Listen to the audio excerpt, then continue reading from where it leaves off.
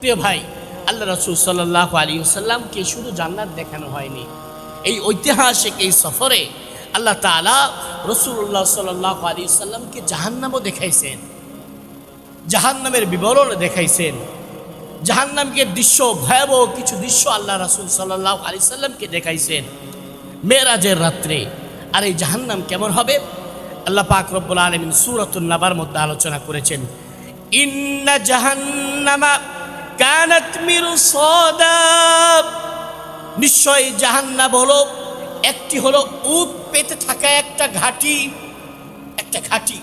যে ঘাঁটি থেকে মানুষ প্রবেশ করলে আর বের হতে পারবে না।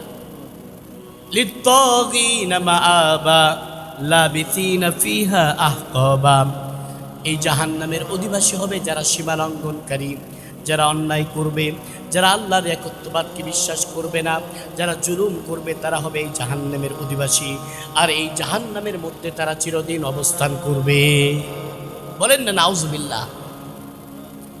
এই জাহান্নামের কিছু দৃশ্য আল্লাহ রাব্বুল আলামিন রাসূলুল্লাহ সাল্লাল্লাহু আলাইহি সাল্লামকে মেরাজের রাত্রে দেখিয়েছেন।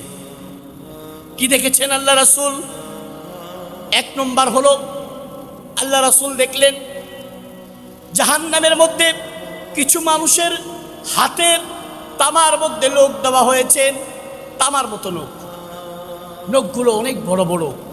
আর এই নখগুলো দিয়ে দিয়ে নিজের শরীর থেকে নিজের গোশতগুলো, চামড়াগুলো খুঁজছে। আল্লাহ রাসূল সাল্লাল্লাহু আলাইহি সাল্লাম জিবরাইল আলাইহিস সালাতু ওয়াস সালামকে জিজ্ঞাসা করলেন, জিবরাইল বলো তো এই সমস্ত লোকেরা কারা যারা নিজের শরীরের গোশত নিজের হাত দিয়ে ছিঁড়ে ফেলছে? আল্লাহ রাসূল সাল্লাল্লাহু আলাইহি সাল্লাম বললেন, এই সমস্ত লোকেরা ওই সমস্ত লোকদেরকে এই শাস্তি দেওয়া হবে যারা দুনিয়াতে গীবত করবে। বলেন না নাউজুবিল্লাহ। প্রিয় ভাই, আজকে সমাজের ভিতরে আমাদের একটি মারাত্মক ব্যাধি হয়ে গিয়েছে গীবত। আমরা সকালে যখন ঘুম থেকে উঠি, একে আমরা অপরের অন্যের গীবত করা ছাড়া আমরা উঠি না। এখন তো রাজনৈতিক সমালোচনা চলছে, অমুক দলের অমুক নেতা খারাপ, অমুক দলের অমুক ব্যক্তি খারাপ, অমুক দল এটা করেছে, অমুক দল এটা করেছে, জেনে বুঝে না, জেনে না, শুনে না বুঝে অযথায় আমরা একজন একজনের ব্যাপারে কমেন্ট করছি। শুধু মুখে মুখে নয়, এমনকি সোশ্যাল মিডিয়াতেও। এখন সোশ্যাল মিডিয়া বের হওয়ার কারণে অযথায় একজন ব্যক্তির নামে আমরা বাজে কমেন্ট করে বসেছি। আল্লাহ রাসূল সাল্লাল্লাহু আলাইহি সাল্লাম বললেন যে ওই সমস্ত ব্যক্তিদেরকে জাহান্নামের মধ্যে নিজের তামার নখ দিয়ে নিজের গোশতগুলো খুলে খুলে ফেলবে। আর আল্লাহ তাআলা কোরআনের মধ্যে বলেছেন, ওয়ালা তাজাসসু ওয়ালা ইয়াগতাব বা'দুকুম বা'দা আইয়ুহিব্বু আহাদুকুম আইয়াকুলা লাহমা আখিহি মাইতান ফাকারিহতুমু, তোমরা যে গীবত করছো, তোমরা কি জানো তোমরা নিজের মৃত ভাইয়ের গোশত তোমরা কি ভক্ষণ করবে? না, কখনো করবে না। যে গীবত করে সে মৃত ভাইয়ের মরা গোশত ভক্ষণ করে। বলেন না নাউজুবিল্লাহ। আল্লাহ তাআলা সূরাতুল হুজুরাতের মধ্যে আলোচনা করেছেন। আল্লাহ রাসূল সাল্লাল্লাহু আলাইহি সাল্লামের এই আদেশ থেকে আমরা জানতে পারলাম গীবত কত ভয়াবহ, মারাত্মক। আল্লাহ তাআলা আমাদের সকলকে গীবত থেকে বেঁচে থাকার তৌফিক দান করুক, সকলেই বলে আমিন।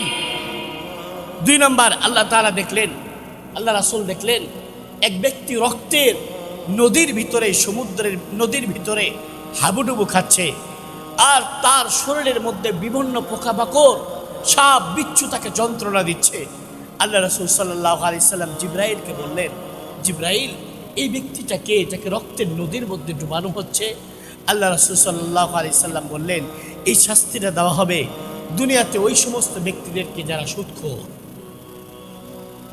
যারা অন্যের রক্ত ঘামানো টাকা, রক্ত ঘামানো উপার্জনের টাকা বসে বসে এনজিওর নামে, সুদের নামে মানুষের কাছ থেকে আত্মসাৎ করে। ওই সমস্ত ব্যক্তিদেরকে কাল কিয়ামতের মাঠে ওঠার আগের থেকে তাদের এই জাহান্নামের ভিতরে এবং এই শাস্তির ব্যবস্থা করে রেখেছেন আল্লাহ পাক রব্বুল আলামিন। বলেন না নাউজুবিল্লাহ। যারা সুদ খায় তাদের, আজকে আমাদের দুনিয়াতে সুদ এত প্রচলন হয়ে গিয়েছে। বোরকা পরে আমি একটা মাদ্রাসা করেছি, মাদ্রাসার পাশেই হলো এনজিও, মহিলা মাদ্রাসা।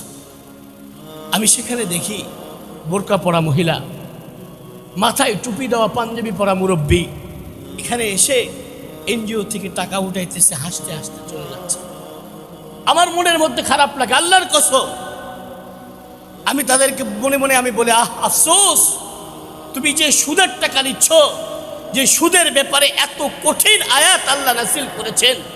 আল্লাহ বলেছেন, আল্লাযীনা ইয়াকুলুনা রিবা, যারা সুদ গ্রহণ করে, যারা সুদ প্রদান করে, তারা যেন প্রস্তুত থাকে কাল কিয়ামতের ময়দানে আমি আর আমার রাসূলের সাথে যুদ্ধ করার জন্য। বলেন না নাউজুবিল্লাহ। পারবে কেউ আল্লাহ রাসূলের সাথে যুদ্ধ করতে? সেই সুদের টাকা নিচ্ছে, হাসতে হাসতে বের হয়ে যাচ্ছে। আজকে মুসলমান সুদকে হারামও মনে করে না। এই জন্য প্রিয় ভাই, চলুন, জীবনের একদিন আমাদের জীবন শেষ হয়ে যাবে, কেউ আমরা চিরদিন থাকবো না। হয়তোবা সুদ থেকে টাকা নিয়ে কোটি কোটি টাকা ব্যালেন্স করব, কিন্তু যাওয়ার সময় তো কেউই থাকতে পারবো না। আজকে আমাদের সান্তাহারের একজন প্রবীণ আলেম, প্রিয় ভাই রাশেদ রহমানী ভাই, তিনি দুনিয়া থেকে বিদায় নিয়ে চলে গিয়েছেন যুবক বয়সে। সব রেখে চলে গেল রোড অ্যাক্সিডেন্টে। আমরাও একদিন দুনিয়া থেকে চলে যাব।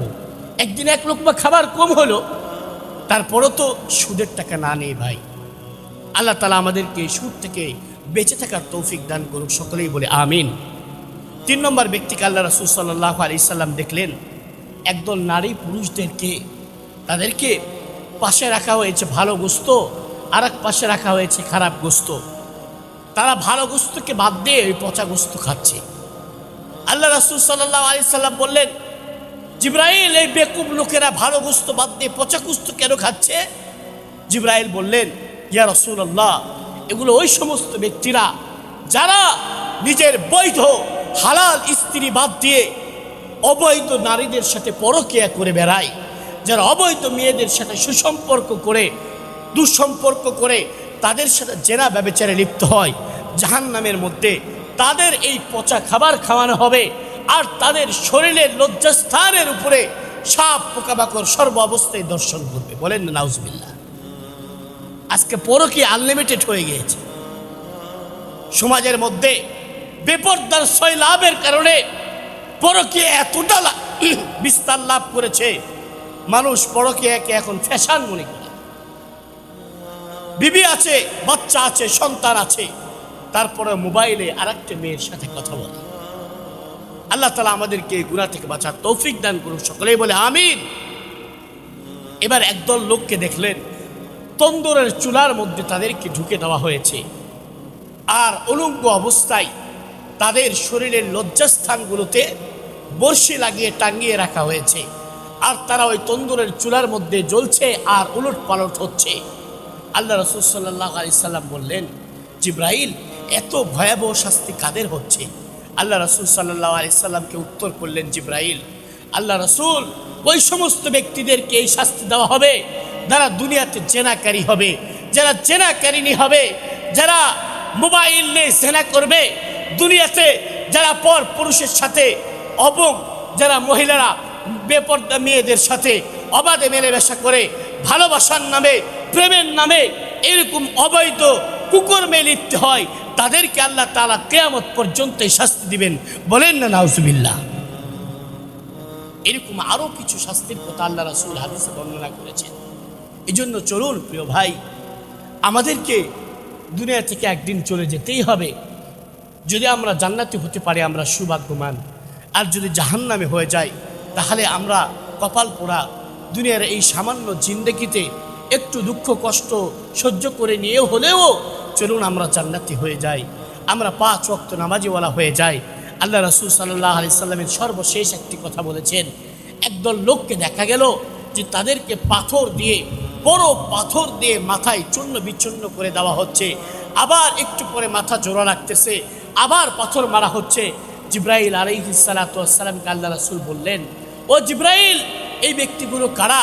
আল্লাহ রাসূল সাল্লাল্লাহু আলাইহি সাল্লামকে উত্তর করে বললেন, এরা ওই সমস্ত ব্যক্তি যারা ফরজ সালাতে, যারা ফরজ নামাজে অলসতা করে, ফরজ নামাজ পড়তে চায় না, 5 ওয়াক্ত নামাজে আল্লাহু আকবার বলে মুয়াজ্জিম সাহেব 5 বার ডাক দেয়, কিন্তু বান্দার অন্তরের মধ্যে একবারও সেই আশা জাগে না পকেটে থাকা সামান্য মোবাইল ফোনের মেসেজের টোন তার কানে ভেসে আসে, বান্ধবীর কল ভেসে আসে, বন্ধুর কল ভেসে আসে, কিন্তু মসজিদের মাইক থেকে 5টি হর্ন লাগিয়ে আল্লাহু আকবারের নাম দিয়ে ডাকা হচ্ছে, বান্দার অন্তরে একবারও ডাক সাড়া পড়ে না।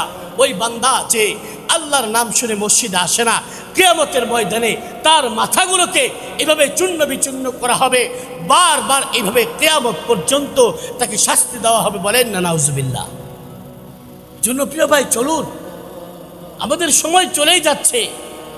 আমরা শিশুকাল থেকে আমরা যৌবনকালে পৌঁছেছি, আস্তে আস্তে আমরা বৃদ্ধ হয়ে যাব। যারা 5 ওয়াক্ত নামাজ পড়ে তারাও শিশুকাল পার করেছে, যৌবনে পৌঁছেছে, তারাও বৃদ্ধ হবে। আমিও বৃদ্ধ হব।